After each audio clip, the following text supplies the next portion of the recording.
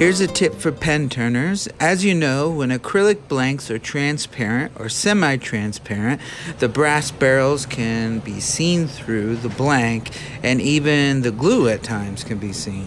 One way to fix this is to paint the tube, but it takes a while to dry, and you can't scuff up the barrel once it's been painted, and you'll lose that mechanical bond, which is really important. So I've been using markers like these Sharpie markers for years to color pen tubes, and it works great. The only drawback is you have to use an epoxy adhesive, like a 5-minute epoxy, or a 30-minute if you're doing a huge batch of pens. I repeat, don't use CA glue because the marker ink will run off the barrel.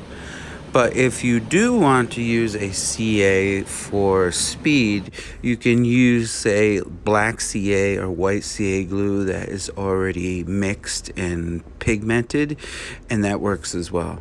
And regardless what you're doing, make sure you wear some rubber gloves. The marker can get everywhere until it dries. As for applying, just put one coat on, let it dry for a couple of minutes, and then put another couple of coats on of the color. So coloring the tubes does a couple of things. It fixes the unsightly gold brass barrel if you want to get rid of that effect and to cover up some glue.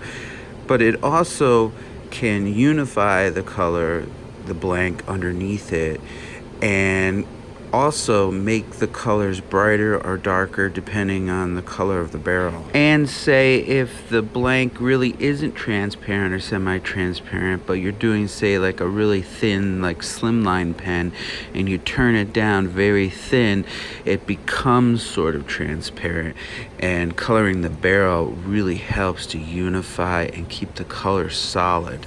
So I hope you like these tips on making pens. And if you haven't, please subscribe and click that bell so you're notified of future videos. As always, stay safe in your shop at all times. Take care and thank you.